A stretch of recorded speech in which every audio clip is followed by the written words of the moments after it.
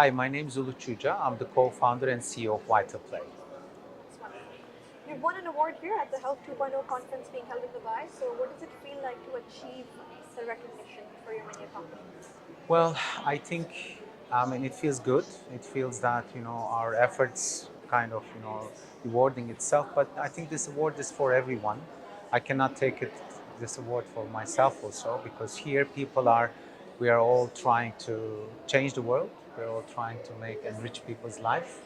We're trying to make a better place, for people. So I think this award is for everyone. I hope that this opens new possibilities and new gateways for us, new roads for us to reach millions of more people in need. That's wonderful. Congratulations once again. Thank you. How are you finding the Health 2.0 conference so far? What's the learning been like? What's the socializing been like? It's been pretty good actually.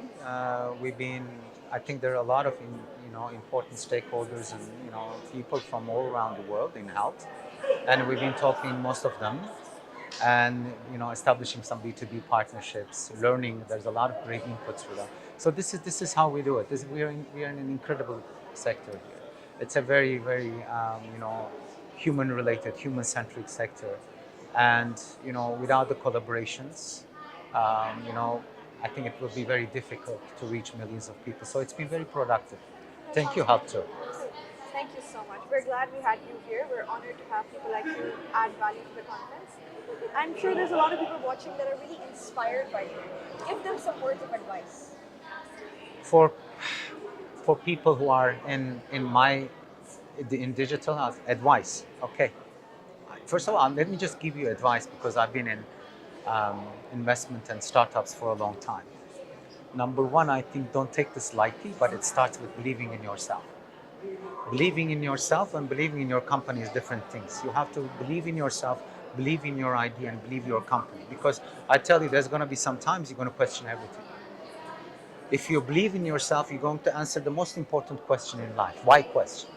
Because what you do and how you do it are technical questions. Anybody can answer it. But why question? Why you do this? The reason I do it, what I do, because my son got ADHD 2 years ago. I looked for productive ways. I couldn't find any. And now I'm building an app, a digital app, a therapeutic app that's going to help kids with ADHD. That's what gets me up every morning. So you have to answer the why question. The second thing is that you have to come up with a narrative. We're storytelling creatures. So you explain why you do it, how you do it, you believe in that idea, come up with a narrative that's backing it up. That's going to generate a lot of, interest around you, and it's going to make life easier for you. And you have to have that story backing up why you're doing that. The third thing is that I cannot emphasize this more: team, team, team, team. Those are the guys who's going to stay with you rain and shine. So, and those are the guys who are going to follow you to the end. So believe in your believe in your idea, have a narrative, have a great story to back it up, and build the great team. That's such wonderful advice. So this is general, more appeals to everyone. Yeah, and it's so strategic. So you need to believe in yourself, Yeah, believe in your ideas, have a narrative, and build a team to work towards your goals. team is so important. That's honestly such insightful advice. Thank you. So much. If there's someone that wants to collaborate with you or reach you personally for advice, Oh, where can they reach you? I'm very active on LinkedIn, very active on Twitter. Okay. So they can drop me a line or message me on LinkedIn. Okay. Let's build this together. This is for all of us. Yeah, that sounds wonderful. So, what do you think your organization does differently to others? What sets you apart? Well, let me give you some numbers. There are like probably 300, 400 million kids with ADHD in the world, and 400 and not diagnosed, maybe more than more than that. I cannot tell you, I cannot stress this enough. The undiagnosed ones are like millions and millions more. And most of the wellness app, if you look at it, you don't want this kid to drink a bitter coughing syrup. He's coughing.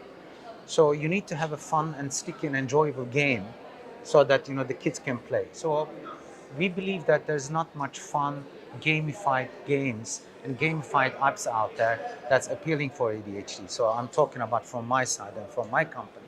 And also 5% of these apps, they are concentrating on ADHD. So we see a great potential here for a fun, sticky, and enjoyable game backed by science. So if you combine both those two, we'll be appealing to millions of kids, and that's a big step for us. That sounds wonderful. The inspiration behind your work is just truly incredible. Inspiration behind our work is, I think, most of the people here too, from education, from health, is to enrich people's life, increase the quality of life, make the world a better place. And God knows we need this more than ever in this time. That's honestly, that's so moving. You've mentioned so many things you've done so far. Mention one of your proudest achievements. Oh, we just almost completing our tests with 100 kids with ADHD. And imagine this, you have to get the approval from ethical board, you have to talk with the families and everything, and we're completing this. This is very important because we use this brain interface scans and collect EEG data from each kid. So this is a big achievement for us because this data means the world. We'll see each kid, they've been using the app for 3 months, so we can collect how they're improving with ADHD, it's like we're listening their brains. So this is a holistic approach, right? We will be working with kids, yes, but also the families. How is the kid doing?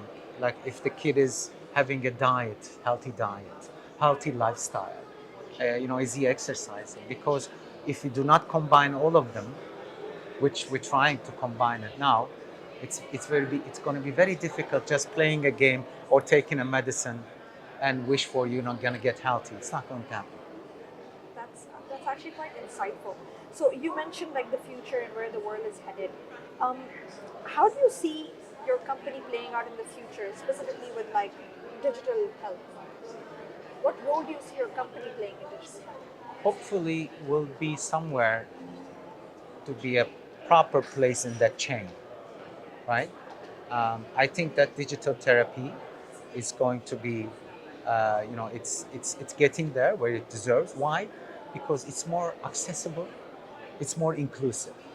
So any kid from our case with an internet connection can download this game, can play it, right? Because if you look at some of the systems like on ADHD, it's very difficult to take the test. It's very difficult for the process. It's costly and it's not inclusive. I think digital therapy, most of the pharmaceutical companies, they understand this also. Digital therapy will play an important role because it's more inclusive and it's more accessible. And we're hoping that we're going to be a substantial part of it. Hopefully, best of luck for everything. Thank you so much. Those are really great ideas. You're trying to make it inclusive and accessible. Inclusive and accessible, yes. Yeah, that's honestly. We have millions more people to touch. Yeah. That's how it's possible. Yeah, that's possible, honestly. Thank you so much for such Thank you. insightful advice. Thank you. And people like you add so much value to our conference. Thank you. Congratulations once again. Thank you and so it was much. an honor to meet you. Thank you. Thank you.